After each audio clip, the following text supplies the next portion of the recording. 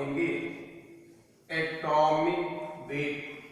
जैसा कि इसका नाम है एटॉमिक वेट, तो सीधा ये कह सकते हैं कि एटॉमिक वेट का मतलब ये होगा एटम के वेट को हम लोग एटॉमिक वेट कहेंगे। तो ये भी सही है कि हाँ एटम के वेट को ही हम एटॉमिक वेट कहेंगे, लेकिन ये जानते हैं कि एटम काफी छोटे होते हैं, आखिर इसका वेट क्या होता है। अब एक ही हम लोग प्रारंभ में भी पढ़ते आ रहे हैं कि open existence of atom, atom का स्वतंत्र अस्तित्व संभव नहीं है। तो जब एटम का स्वतंत्र अस्तित्व संभव नहीं है तो व्हाट नेचुरल है कि हम इसका वेट निकाल नहीं सकते। या फिर अगर मान लीजिए हम एक बार कोई एक पॉसिबिलिटी या ये मान भी लें कि एटम का एग्जिस्टेंस है, हम इसका वेट निकाल सकते हैं। तो ये हम लोग जानते हैं कि 1 AMU ये बराबर होता है 1.66 into 10 to the power -24 ग्राम के बराबर होता है।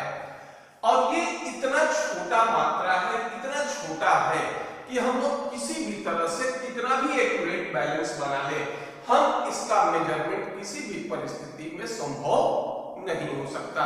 तो इतना निश्चित है कि हम एटम का वेट डायरेक्टली नहीं निकाल सकते कि एटम को आइसोलेट कर लें, इसका वेट ज्ञात कर लें, ये चीज संभव किसी भी परिस्थिति में नहीं है। तो अब ये होता है कि फिर एटम का वेट हम निकालते कैसे हैं? तो इसके लिए रेफरेंस माना जाता है, और एटम के वेट के कैलकुलेशन के लिए हम लोग रेफरेंस मानते हैं कार्बन के वैसे आइसोटोप्स जिसका एटॉमिक वेट होता है 12। इसके पहले ऑक्सीजन हमारा रेफरेंस था जिसका एटॉमिक वेट होता था 16, और एटॉमिक वेट अब हम लोग कहेंगे क्या कि कार्बन जिसका एटॉमिक वेट 12 है, इसका ये कहोगे 1/12 ऑफ मास ऑफ C12, या ये कह लो कि C12 आइसोटोप्स। तो ये कहलाता है क्या? ये कहलाता है, ये बराबर होता है 1 AMU कह लो या U कह लो, या फिर इसको हम लोग कहते हैं क्या, डाल्टन भी कह सकते हैं। यानी C12 के एक एटम का 1/12वां भाग 1 AMU के बराबर होगा। तो अगर मान लो ये कहते हैं हाइड्रोजन का एटॉमिक वेट 1, तो इसका मतलब है कि हाइड्रोजन का एक एटम C12 के एक एटम के 1/12वें भाग के बराबर होगा। अगर मान लो ये कहते हैं atomic weight of oxygen is 16, तो इसका मतलब ये है कि ऑक्सीजन का एक एटम C12 के एक एटम के 1/12वें भाग का से 16 गुना क्या होगा, भारी होगा।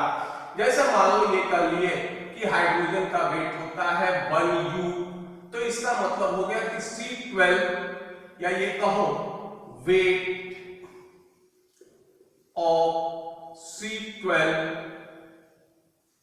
वेट ऑफ 1 एटम कर लो, 1 atom of C12 into 1/12 equal to ये हो जाएगा क्या, वेट ऑफ हाइड्रोजन एटम।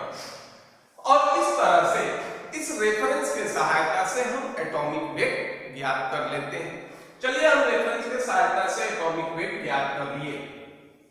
तो अब एक और कठिनाई सामने आता है, और ये कठिनाई है कि हाइड्रोजन का वेट, चलो मान लो हम 1 मान लिए, ये इससे कोई भी एटम 1 गुना, 2 गुना, 5 गुना, 10 गुना, 100 गुना ये भारी हो सकता है। तो इसका मतलब है कि जितने भी एटॉमिक वेट होंगे सारे के सारे क्या होंगे, होल नंबर में होंगे। परंतु ये पाया जाता है कि कोई भी एलिमेंट हमारे पास ऐसा नहीं है जिसका एटॉमिक वेट होल नंबर हो, सारे क्या होते हैं, फ्रैक्शन में होते हैं। जैसे अगर मान लो हम ये कहते हैं कि एटॉमिक वेट ऑफ हाइड्रोजन हम तो यूज करते हैं कितना, 1, लेकिन ये होता है 1.008 U होता है। अगर मान लीजिए आप atomic weight of oxygen use करते हैं हम लोग कितना, 16, लेकिन ये होता है 15.99 U, इतने के बराबर होता है। तो जितने भी एलिमेंट है सबके एटॉमिक वेट हमेशा फ्रैक्शन में होते हैं। तो इस फ्रैक्शन में आने का कारण क्या होता है? तो एटॉमिक वेट के फ्रैक्शन में आने का कारण होता है आइसोटोप्स, यानी प्रेजेंस ऑफ आइसोटोप्स। ये कह सकते हो कि प्रेजेंस ऑफ आइसोटोप्स ये कारण होता है किसका? एटॉमिक वेट के फ्रैक्शन में आने का। आइसोटोप्स जो होते हैं इनका एटॉमिक नंबर क्या होता है? सेम। और एटॉमिक वेट ये होते हैं क्या? डिफरेंट। और किसी भी एलिमेंट के आइसोटोप्स नेचुरल होते हैं, ये प्रकृति में पाए जाते हैं। तो जब ये नेचर में, प्रकृति में किसी डिफरेंट अनुपात में पाए जाते हैं, और एक चीज यहां ध्यान रखिएगा कि जो आइसोटोप्स नेचर में सबसे अधिक, या ये कह सकते हैं कि जिसकी मात्रा सबसे अधिक होती है, वही हमारा क्या होता है? स्टेबल आइसोटोप्स होता है, और हम उसका सिंबल वही मानते हैं। जैसे मान लीजिए एज फॉर एग्जांपल अगर हम कहते हैं कार्बन, तो आपसे कहा जाए कि बताओ कार्बन का एटॉमिक वेट कितना है? आप सीधा कहिएगा कि कार्बन का एटॉमिक वेट 12 है। ये आप कभी नहीं कहते हैं कि कार्बन का एटॉमिक वेट 14 है, जबकि हमारे पास ऐसे भी कार्बन के एटम उपस्थित हैं जिसका एटॉमिक वेट क्या होगा? 14। लेकिन C12 नेचर में इसकी मात्रा अधिक होती है, और ये क्या होते हैं? स्टेबल आइसोटोप्स होते हैं। इसके कारण ये इसका सिंबल होता है। तो जो भी हम लोग सिंबल यूज करते हैं वही हमारा स्टेबल आइसोटोप्स होते हैं, उसकी परसेंटेज मात्रा सबसे अधिक होगी। अगर मान लो हम हाइड्रोजन को लेते हैं, तो हाइड्रोजन को कहते हैं इसका एटॉमिक वेट 1 होता है, एटॉमिक नंबर 1 होता है। जबकि हाइड्रोजन के ऐसे भी आइसोटोप्स हैं, जैसे ड्यूटेरियम हो गया, ड्यूटेरियम का एटॉमिक वेट होता है 2, ट्राइटियम का एटॉमिक वेट होता है 3। ये सारे हाइड्रोजन के ही आइसोटोप्स होते हैं। लेकिन अगर हम आपसे कोई पूछे कि बताओ हाइड्रोजन का आइसोटोप्स कितना होता है, तो आप सीधा कहिएगा हाइड्रोजन का हाइड्रोजन का एटॉमिक वेट कितना होता है, तो आप सीधा कहिएगा कि हाइड्रोजन का एटॉमिक वेट 1 होता है, 2 हम नहीं कहते। तो इस तरह से आइसोटोप्स के उपस्थिति के कारण इसका एटॉमिक वेट फ्रैक्शनल हो जाता है। तो हम जो इसका एटॉमिक वेट यूज करते हैं फ्रैक्शनल, इसको नाम देते हैं क्या? आइसोटोपिक एटॉमिक वेट कहते हैं। ये हमको पीरियोडिक टेबल में भी प्राप्त होता है, आइसोटोपिक एटॉमिक वेट कहते हैं। और ये पीरियोडिक टेबल में भी देख लीजिएगा, जितने भी एलिमेंट हैं सारे के एटॉमिक वेट फ्रैक्शन में है, और ये हमारा एवरेज एटॉमिक वेट होता है। तो पहले ये देखते हैं कि इस एवरेज एटॉमिक वेट का कैलकुलेशन किस तरह से करते हैं। एक क्वेश्चन है कि calculate the atomic weight of chlorine using this data। ये डाटा एक दिया गया है, इसके सहायता से क्लोरीन का एटॉमिक वेट आपको निकालना है, या एवरेज एटॉमिक वेट का हो। Chlorine 35, chlorine 37। ये क्लोरीन के 2 आइसोटोप्स हैं, एक का एटॉमिक वेट 35, दूसरे का 37। ये परसेंटेज एबंडेंस होता है, यानी नेचर में ये पाए जाते हैं 75.77%, और ये पाया जाता है 24 ये हो जाएगा 323%। 100 से घटा देते हैं, यानी नेचर में क्लोरीन जिसका एटॉमिक वेट 35 होगा, इसका परसेंटेज होता है 75.77, और क्लोरीन 37 ये पाया जाता है कितना? 24.23%। देखिए क्लोरीन का ये हो गया स्टेबल आइसोटोप्स, और यही हमारा क्लोरीन का सिंबल होता है। इसका एटॉमिक मास दिया है 34.9689, और ये हो जाएगा 36.9659।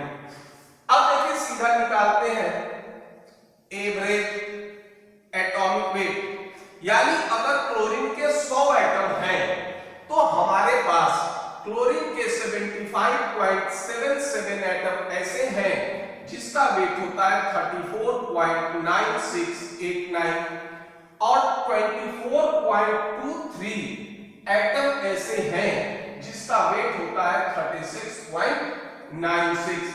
अब इसको जोड़ देते हैं, टोटल नंबर ऑफ एटम से भाग दे देते हैं, ये आ जाएगा आपका, अगर आप लोग इसको सॉल्व करें तो ये आ जाता है 353545.2772 बटा 100, ये हो जाएगा आपका 35.45 U।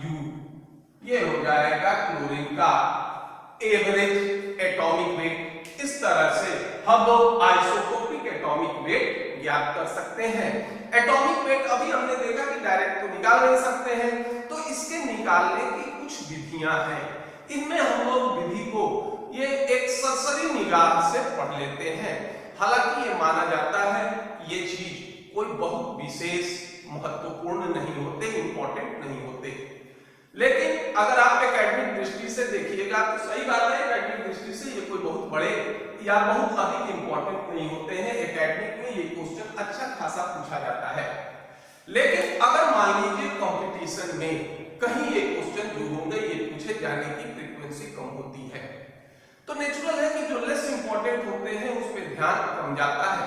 और अगर आप किसी भी तरह से इस तरह के 2-4 क्वेश्चन आप बना लेते हैं तो नेचुरल है कि आप अपने ओपोनेंट से अच्छा खासा लीड ले लीजिएगा और कंपटीशन के एग्जाम में 1 नंबर का भी अंतर काफी मायने कर जाता है। इसलिए इस चैप्टर को या इस टॉपिक को अच्छी तरह से एक बार देख जरूर लीजिएगा। अब आप इसको नोट डाउन कर लीजिए।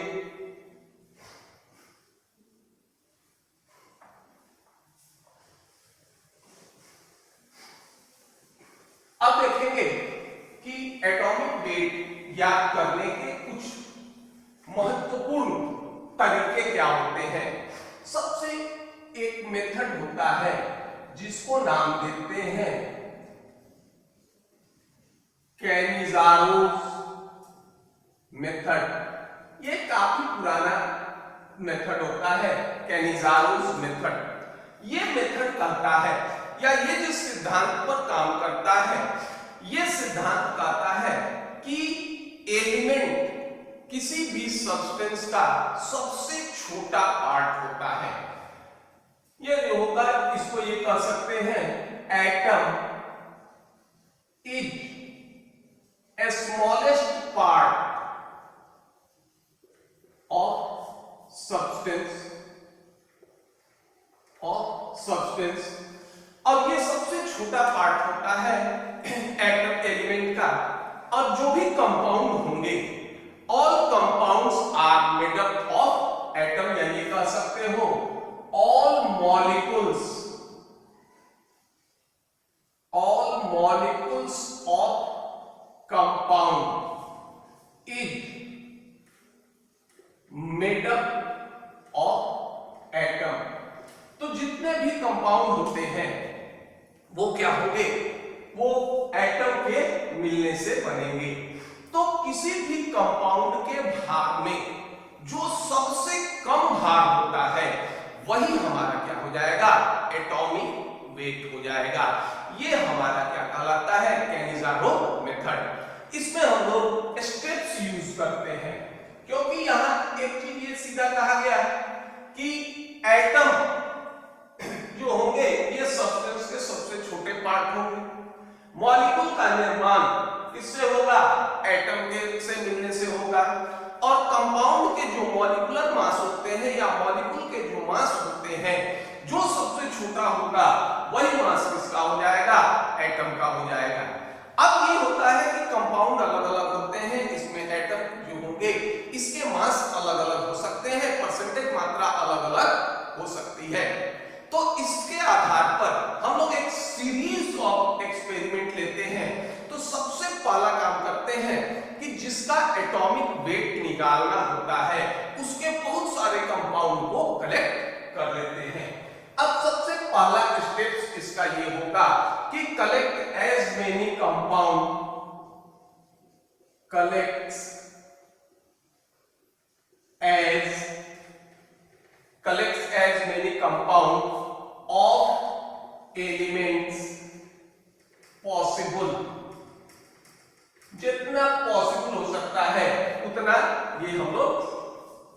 कंपाउंड कलेक्ट कर लेंगे।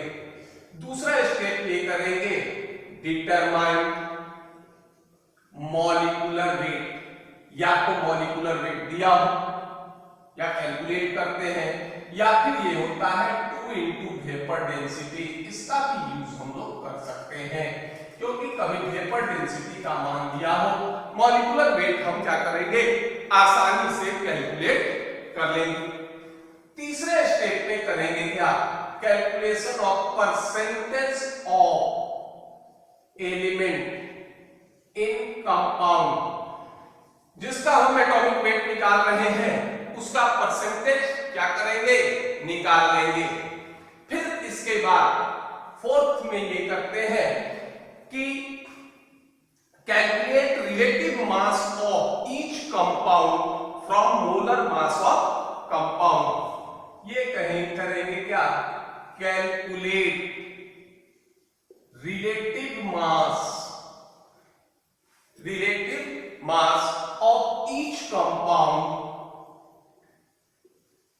of each compound from the molar mass of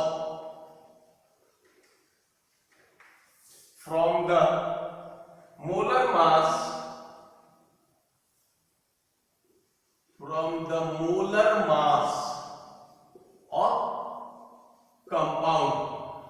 और लास्ट में ये क्या करेंगे, हाईएस्ट कॉमन फैक्टर HCF निकाल लेंगे।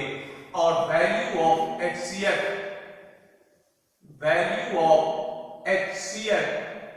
Gives atomic weight. HCF का वैल्यू जो होगा ये दे देगा किसको, एटॉमिक वेट को।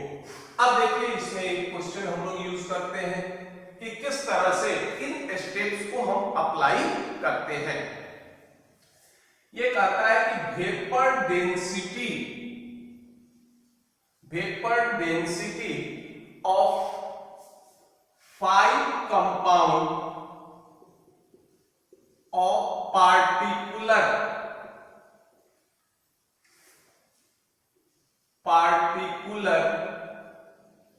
Elements are.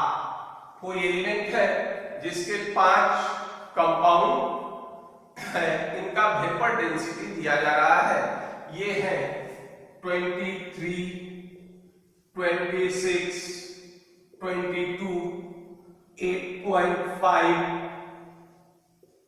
And 24 respectively. किसी पार्टिकुलर एलिमेंट है जिसके 5 कंपाउंड है, इनका वेपर डेंसिटी है 23, 26, 22, 8.5 and 24. The percentage of element in compound in certain compound कर लीजिए, certain compound 91.3, 53.8, 63.7, 82.4 and 97.7 respectively।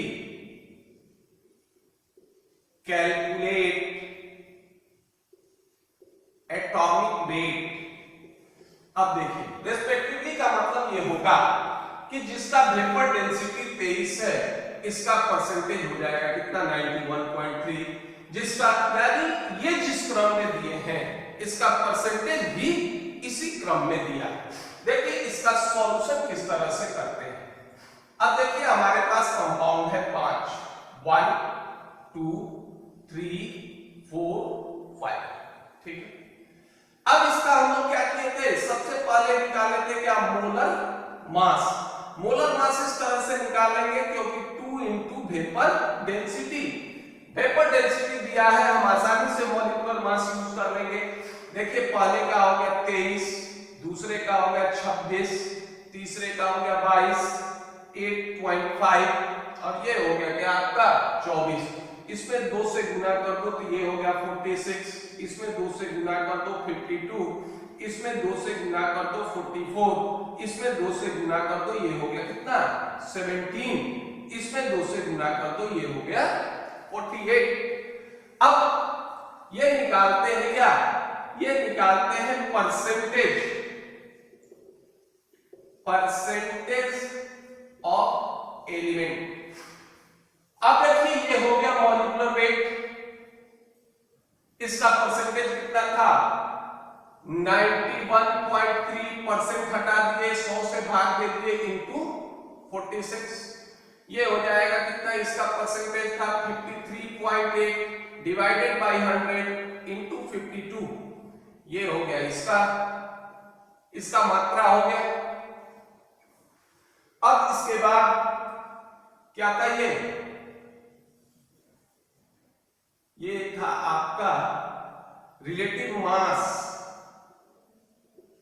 Percentage, relative mass percentage से निकाल। अब देखिए ये हो गया कितना 44, इसका था कितना 63.7 बाई 100 इंटू 44, इसका 17, तो ये था आपका 82.4% बाई 100 इंटू 17, इसका था आपका कितना 97.7 अपॉन 100 इंटू 48। अब देखिए जिस एलिमेंट का कंपाउंड था इसका मात्रा हमने निकाल लिया, ये कह रहा है कि 91.3 था, तो परसेंट हटाएंगे, 100 से डिवाइड कर दिए, मॉलिक्यूलर मास इसका कितना था 46, तो इसके आ जाएगा आपका 42। देखिए ये हम होल नंबर में लिख रहे हैं, नंबर को राउंड ऑफ करके यूज कर रहे हैं, ये आ जाएगा आपका 28, ये भी होगा 28, ये होगा 14, ये होगा 56। अब मान लीजिए इसका आप HCF निकालना जानते हैं, HCF अगर आप कैलकुलेट कीजिएगा तो ये हो जाएगा किसका क्या 14, तो 14 हो जाएगा, तो सीधा ये कह सकते हो कि एटॉमिक वेट ऑफ एलिमेंट ये बराबर किसके होगा 14 के। और इस तरह से केनिजारो मेथड से हम लोग एटॉमिक वेट ज्ञात कर लेंगे, इसको नोट कर लीजिए, जिसका नाम है ड्यूलॉन्ग-पेटिट लॉ। इस ड्यूलॉन्ग-पेटिट लॉ में यह किया जाता है कि एटॉमिक मास और दूसरा टर्म होता है जिसको नाम देते हैं स्पेसिफिक हीट, इसके मध्य संबंध स्थापित किया गया। स्पेसिफिक हीट को हम लोग ये कहते हैं कि कोई भी पदार्थ के 1 मोल का तापक्रम 1 डिग्री सी बढ़ाने में या 1 केल्विन बढ़ाने में जितनी हीट की आवश्यकता होती है उसको हम लोग नाम देते हैं कि क्या स्पेसिफिक हीट। जैसे मान लीजिए कोई 1 मोल सब्सटेंस है, इसका टेम्परेचर जो 1 डिग्री टेम्परेचर हम लोग यूज करते हैं इंक्रीज 287.5 केल्विन 288.5 केल्विन टेम्परेचर करने के बढ़ाने में अमाउंट ऑफ हीट, इसी को हम लोग नाम देते हैं क्या स्पेसिफिक हीट कहते हैं। तो ड्यूलॉन्ग और पेटिट ने ये एक नियम दिया या एक संबंध दिया कि स्पेसिफिक हीट बराबर एटॉमिक मास या एटॉमिक वेट इनटू 6.4। तो इन्होंने ये दिया रिलेशन स्पेसिफिक हीट बराबर होगा एटॉमिक वेट या मास। देखिए ये एटॉमिक वेट या मास होता है क्या एप्रॉक्स इनटू 6.4, और इसी के सहायता से हम लोग एटॉमिक वेट कैलकुलेट करते हैं। तो इस विधि में भी कुछ स्टेप्स होंगे। सबसे पहला स्टेप्स क्या करते हैं कि calculation of approx atomic weight, approx atomic weight का कैलकुलेशन करते हैं इसी रिलेशन के सहायता से। दूसरा काम जब ये मिलेगा तो एक टर्म होता है, दूसरा स्टेप आएगा ये इक्विवेलेंट मास या वेट भी इसको कहते हैं, ये हो जाएगा इक्विवेलेंट मास बराबर ये हो जाएंगे आपके एटॉमिक मास बटा वैलेंसी। अब यह है कि एक देखिए एक नया टर्म आ रहा है इक्विवेलेंट मास।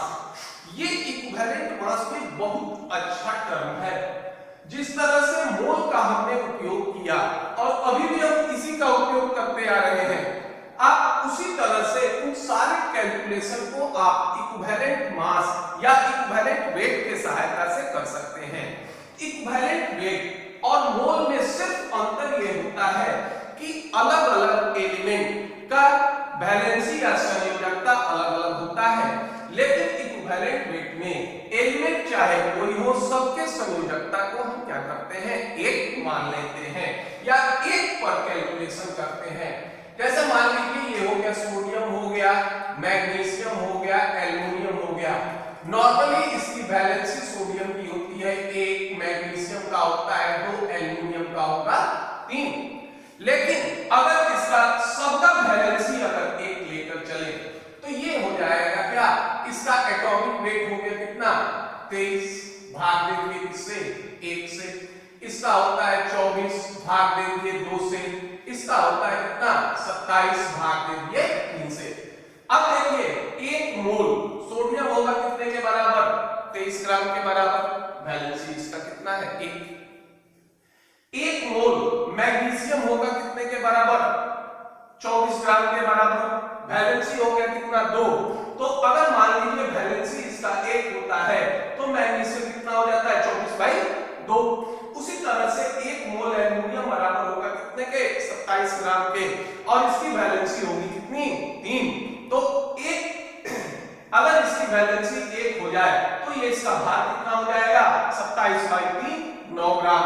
तो ये हो जाएगा 23, ये हो जाएगा 12 और ये हो जाएगा 9। ये हो जाएंगे इसके मास के अनुसार, ये हो जाएगा इसका क्या होगा इक्विवेलेंट मास। यही एक टर्म है। हम लोग एक पूरा का पूरा वीडियो इक्विवेलेंट मास पर जो होगा ये बनाएंगे।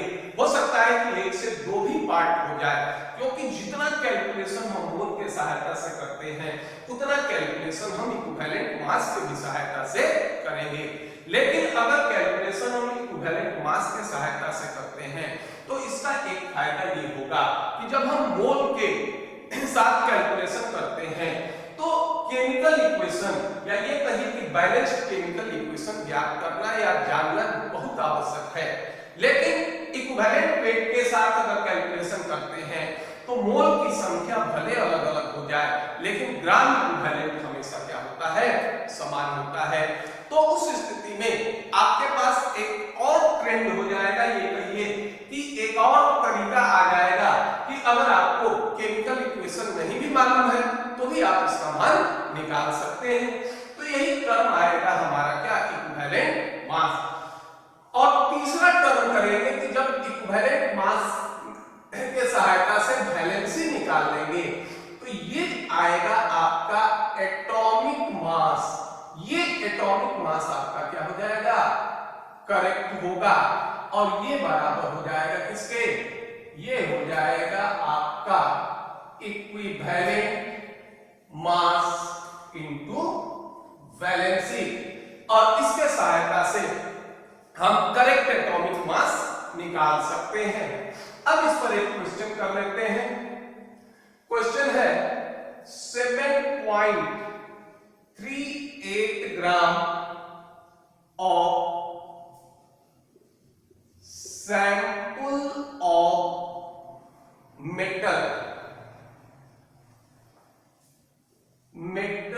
Oxide to give 6.84 gram 6.84 gram metal on reduction if a specific heat of metal is 0.0332 ये होगा क्या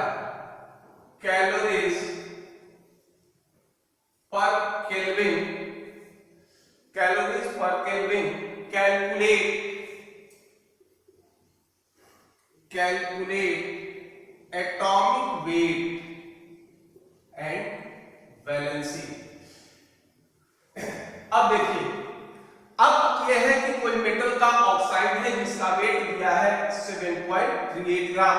अब इसका रिडक्शन करते हैं तो आफ्टर रिडक्शन मेटल बना हमारा 6.84 ग्राम। इसका स्पेसिफिक हीट दिया है और ये कहता है कि आप मेटल का एटॉमिक वेट बताइए और वैलेंसी बताइए। तो देखिए, इस विधि में एक चीज और होता है कि जो एटॉमिक वेट काउंट किया जाता है या प्राप्त होता है ये एप्रॉक्स होता है। दूसरा इस विधि की एक और लिमिटेशन है, ये जब भी लागू होगा तो ये क्या होगा, सॉलिड हेवियर एलिमेंट पर लागू होगा, ये लाइटर एलिमेंट पर लागू नहीं होते। अब देखिए, अब ये करते हैं कि मान लीजिए ऑक्साइड है, इसका फॉर्मूला लिखते हैं। ये हो गया, मेटल को M से इंडिकेट करेंगे, ऑक्सीजन की वैलेंसी 2 होती है, ये हो गया M2OX, वेयर X क्या स्टैंड करेगा, X स्टैंड करेगा वैलेंसी ऑफ मेटल को एक्सटेंड करेगा। अब देखिए क्या हो जाएगा, M का वैलेंसी X के पास, तो ये होगा X Guna mole of M बराबर होगा 2 इंटू मोल ऑफ ऑक्सीजन, हो जाएगा। अब देखिए, मोल बराबर होता था क्या, वेट बाई मॉलिक्यूलर वेट या एटॉमिक वेट, ये होगा X into weight of metal बटा एटॉमिक वेट ऑफ मेटल बराबर 2 इंटू वेट ऑफ ऑक्सीजन बटा एटॉमिक वेट ऑफ ऑक्सीजन। ठीक है। अब देखिए, अब पहला काम क्या होना था कि एप्रॉक्स एटॉमिक वेट कैलकुलेट करना। तो अब देखिए, आपका एप्रॉक्स एटॉमिक वेट कैलकुलेट किससे कीजिएगा, ये हो जाएगा एटॉमिक वेट, ये था आपका स्पेसिफिक हीट बराबर एटॉमिक वेट इंटू 6.4, ये हो जाएगा आपका स्पेसिफिक हीट बटा 6.4, ये हो जाएगा स्पेसिफिक हीट आपका है 0.0332 अपॉन 6.4, ये हो जाएगा 193, ये होगा, उल्टा हो गया, ये उल्टा हो गया, ये होगा इस तरह से 6.4 अपॉन स्पेसिफिक हीट, ये हो गया आपका 6.4, स्पेसिफिक हीट है 0.0332, इसको सॉल्व करोगे ये आ जाएगा 193, ये हो जाएंगे क्या, एप्रॉक्स। अब ये एप्रॉक्स एटॉमिक वेट मिल गया। अब देखिए, ये होता है x Guna atomic weight of element, ये हो गया 6.8, सॉरी वेट ऑफ मेटल हो गया, ये एटॉमिक वेट हमने एप्रॉक्स अभी निकाला कितना, 193 बराबर 2 इंटू वेट ऑफ ऑक्सीजन कैसे निकालोगे, टोटल था ऑक्साइड 7.38, इसमें से घटा दीजिए 6.84 और ऑक्सीजन का एटॉमिक वेट हो जाएगा कितना, 16 हो जाएगा। अब इसको हम लोग कैलकुलेट करेंगे तो x बराबर आएगा 1.9, इसके एप्रॉक्स होता है। तो वैलेंसी, एक चीज ये जानते हैं कि वैलेंसी जब भी होगा तो हमेशा क्या होगा, होल नंबर में होगा, कभी फ्रैक्शन में नहीं होता है। तो x इंडिकेट करता था किसको, वैलेंसी ऑफ मेटल को, तो ये हम लोग इसको राउंड ऑफ कर लेते हैं, ये हो जाएगा क्या, ये हो जाएगा 2। तो अब इसकी वैलेंसी हो गई कितनी, 2। अब कुछ मिटा दो पहले,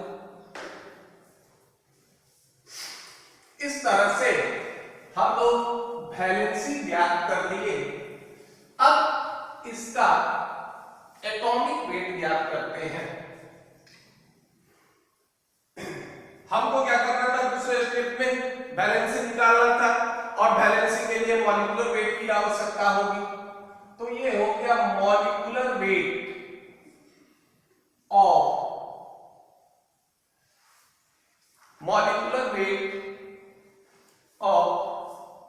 या सीधा ये करते हैं एटॉमिक वेट हो गया, ये x का मान हो गया 2, सीधा इसी पे निकालते हैं। x बराबर ये था वेट ऑफ मेटल बटा एटॉमिक वेट ऑफ मेटल बराबर 2 इंटू वेट ऑफ ऑक्सीजन बटा एटॉमिक वेट ऑफ ऑक्सीजन। अब देखिए यहां हम लोग क्या किए, वैलेंसी 2 निकाल लिए। x का मान हो गया कितना, अब फिर वैल्यू रखिए 2, वेट ऑफ मेटल हमारा क्या था, ये था 6.84। अब यही वैलेंसी का यूज कर लिए। अब ये हो जाएगा आपका एटॉमिक वेट, ये क्या आएगा करेक्ट, बराबर 2 इंटू वेट ऑफ ऑक्सीजन कितना था 7.38, 6.84, एटॉमिक वेट हो गया कितना 16। और इस तरह से अब हम लोग इसको कैलकुलेट करेंगे तो ये आएगा एटॉमिक वेट करेक्ट, ये आ जाएगा आपका 202.67, ये आ जाएगा आपका क्या एटॉमिक वेट आ जाएगा U। इस तरह से हम लोग ड्यूलॉन्ग पेटिट से एटॉमिक वेट कैलकुलेट कर लेते हैं। अब एक तीसरा मेथड होता है, ये तीसरा मेथड में हम लोग मेटल के क्लोराइड से एटॉमिक वेट ज्ञात करेंगे। फ्रॉम वेपर प्रेशर या वेपर डेंसिटी ऑफ क्लोराइड, इससे हम लोग क्या करेंगे एटॉमिक वेट प्राप्त करेंगे। देखिए ये जो तरीका है ऐसा नहीं है कि सिर्फ आप क्लोराइड के लिए ही एप्लीकेबल कीजिएगा, और के साथ भी एप्लीकेबल हो सकता है। यह कोई बहुत विशेष या ये कह सकते हैं ये कोई बहुत कॉम्प्लिकेटेड चीज नहीं है। एक तो वेपर डेंसिटी के साथ रिलेशन ये जानते हैं कि 2 इंटू वेपर डेंसिटी ये होता है किसके बराबर, मॉलिक्यूलर वेट के बराबर होगा। 2 इंटू वेपर डेंसिटी ये बराबर होगा किसके, मॉलिक्यूलर वेट के बराबर होता है। अब यहां क्लोराइड, तो फॉर्मूला ऑफ क्लोराइड ये होगा क्या MClX, क्योंकि क्लोरीन जो होंगे इस क्लोरीन का वैलेंसी होता है 1 और ये X स्टैंड करेगा किसको, ये स्टैंड करेगा वैलेंसी ऑफ मेटल को इंडिकेट करेगा। अब देखिए इसको ये लिखते हैं, ये हो सकता है 1 इंटू मोल ऑफ मेटल बराबर X into mole of chlorine, ये हो जाएगा X into mole of metal, इसका इधर आएगा, इसका इस तरफ और इसका इस तरफ, ये होगा X into mole of metal बराबर होगा 1 इंटू मोल ऑफ क्या हो जाएगा क्लोरीन। मोल बराबर होता है वेट बाई एटॉमिक वेट, तो ये होगा X इंटू ये काउंट कर लेते हैं वेट ऑफ मेटल बटा ये हो गया एटॉमिक वेट ऑफ मेटल बराबर ये होगा 1 इंटू वेट ऑफ क्लोरीन बटा ये हो जाएंगे किसके एटॉमिक वेट ऑफ क्लोरीन। इन सारे का मान दिया रहता है तो हम क्या करते हैं वैल्यू ऑफ x कैलकुलेट कर लेते हैं। x का मान जो होगा ये करते हैं x विल कैलकुलेटेड। x क्या करेगा ये बताएगा आपको वैलेंसी ऑफ x बताएगा वैलेंसी ऑफ मेटल को बता देगा। x जो होंगे ये बता देंगे किसको वैलेंसी ऑफ मेटल को बता देंगे। अब उतार लीजिए इतना x कैलकुलेट कर लेंगे। x बता रहा था क्या वैलेंसी ऑफ मेटल। एक कंडीशन ये भी हो सकता है कि if valency of metal and atomic weight both are unknown। अब मान लीजिए x भी नहीं दिया है एटॉमिक वेट भी नहीं दिया है तो x के टर्म में पहले क्या करेंगे atomic weight of atom atomic weight of metal निकाल लेंगे। ये मान लीजिए atomic weight of metal suppose करो ये कैलकुलेट किए और ये x के टर्म में आ गया आपका क्या Zx आ गया। ठीक, अब वेपर डेंसिटी दिया है तो मॉलिक्यूलर वेट काउंट कर सकते हो तो ये हो जाएगा मॉलिक्यूलर वेट ये कितना होगा MCl x। m इंडिकेट करेगा ये होगा 1 into atomic weight of metal plus ये हो जाएगा atomic weight of chlorine into x। अब देखिए अब x का मान आप यहां से आसानी से निकाल सकते हैं। इसको इधर ले आओ तो ये हो जाएगा x बराबर molecular weight minus atomic weight of metal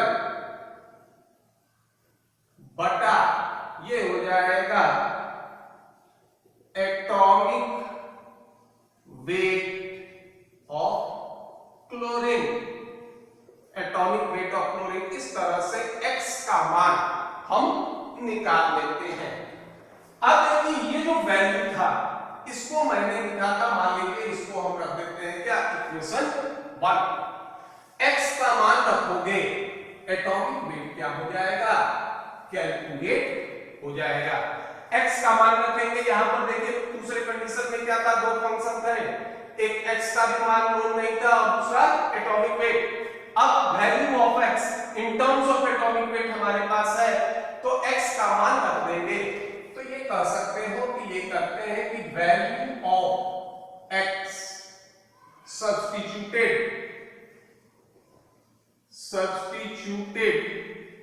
in equation 1 ये रख देंगे। एटॉमिक वेट क्या हो जाएगा atomic weight calculated. Atomic weight को क्या करेंगे कैलकुलेट कर लेंगे और उसके बाद करेंगे क्या इसी इक्वेशन 1 में एटॉमिक वेट का मान रखेंगे x का मान आ जाएगा एंड सब्स्टिट्यूटिंग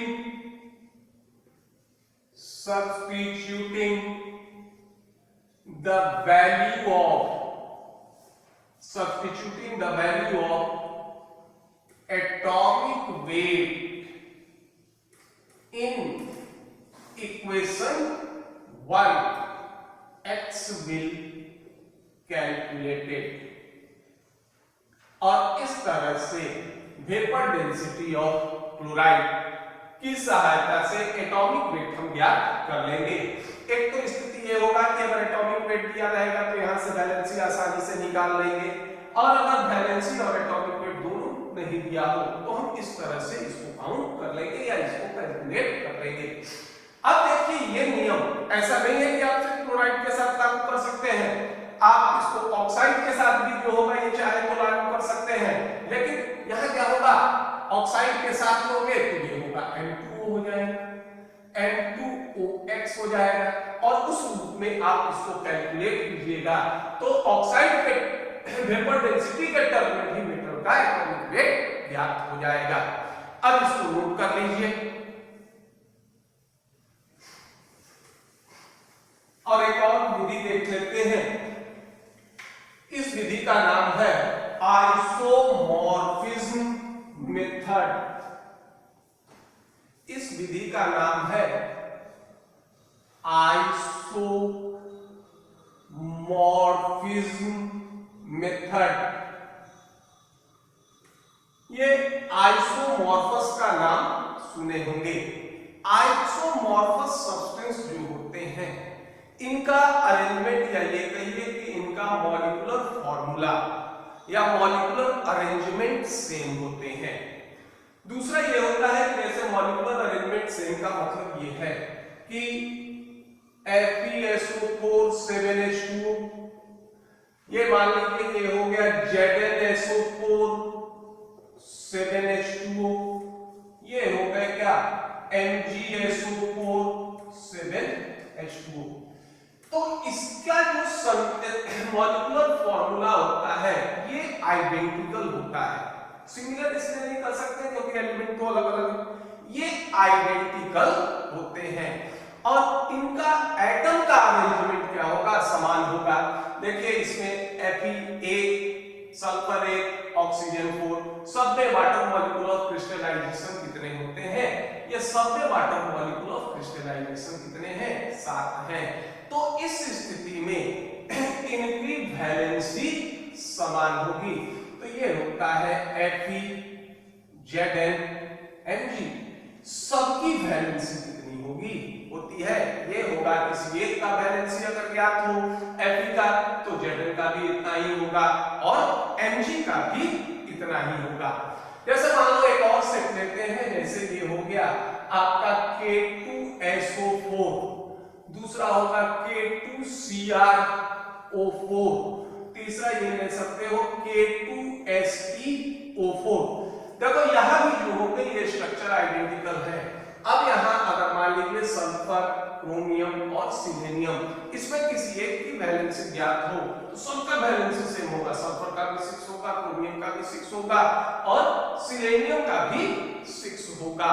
तो इस आधार पर अगर मान लीजिए एक का वैलेंसी ज्ञात हो तो दूसरे का वैलेंसी हमको पता हो सकता है।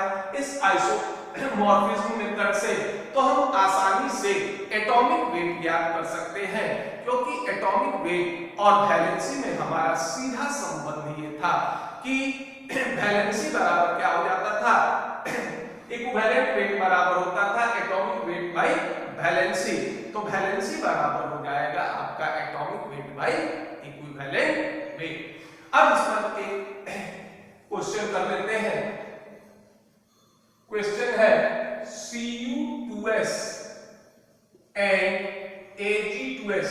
देखिए दोनों आइसोमॉर्फिज्म है, सिर्फ अंतर क्या है, ये कॉपर ये सिल्वर, अरेंजमेंट क्या है, ये समान है।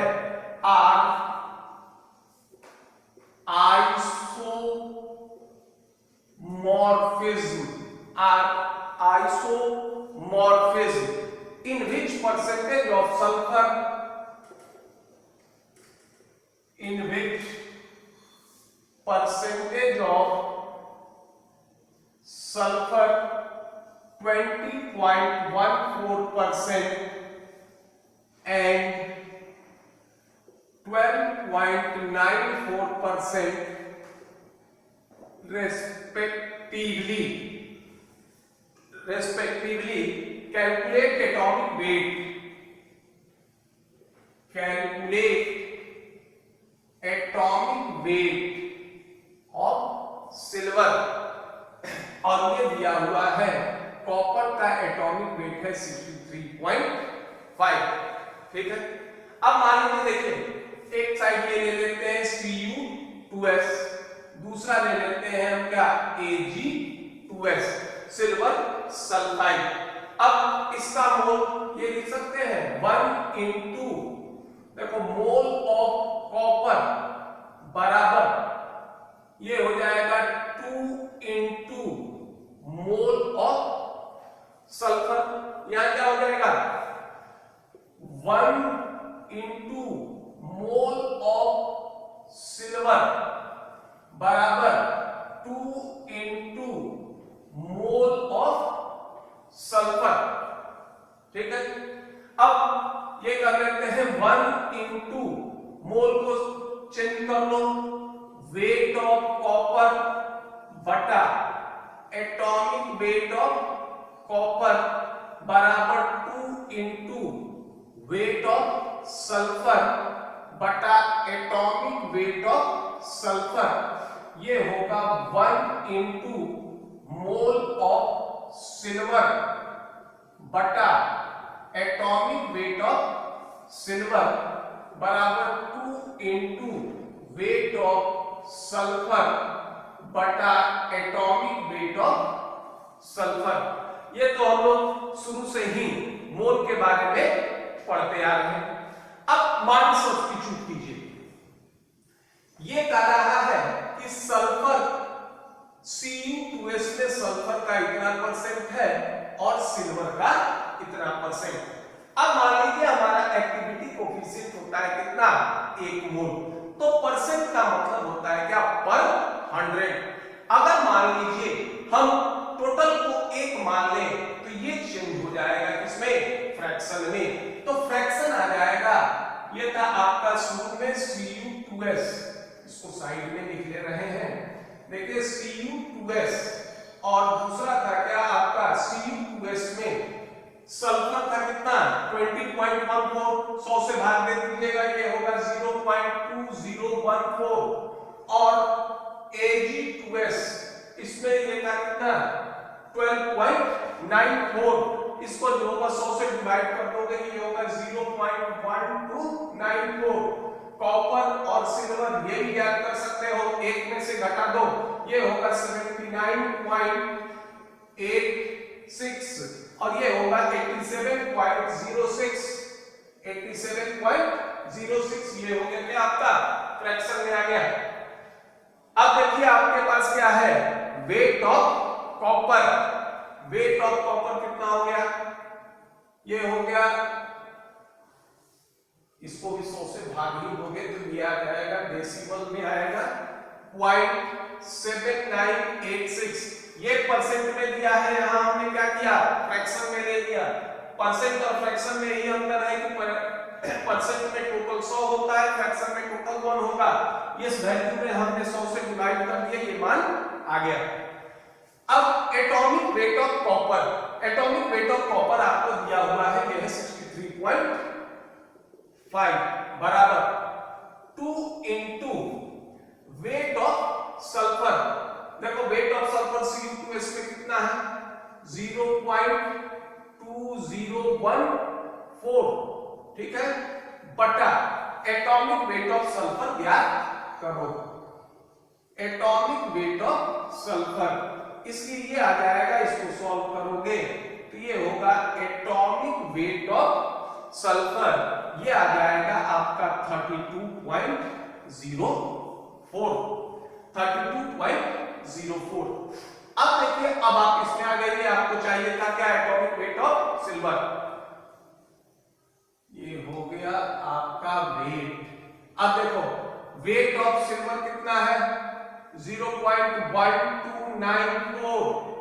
कैलकुलेट करना है क्या atomic weight of silver, weight of sulphur कितना हो गया सल्फर इस पर कहां चलेंगे Ag2S में 0.1294 और अगली एटॉमिक वेट सल्फर का हमने कैलकुलेट किया था 32.04 और ये आ जाएगा एटॉमिक वेट ऑफ सिल्वर बराबर 0.1294 into 32.04 अपॉन 2 into 0.1294 और इसको आप कैलकुलेट कीजिएगा, ये आएगा 107.78 U। ये हो गया क्या आपका एटॉमिक वेट ऑफ सिल्वर। और इस तरह से हम लोग कुछ विधि के सहायता से एटॉमिक वेट ऑफ एलिमेंट ज्ञात कर सकते हैं। अगर आपको ये वीडियो पसंद आए तो आप लाइक कीजिए, सब्सक्राइब कीजिए। धन्यवाद।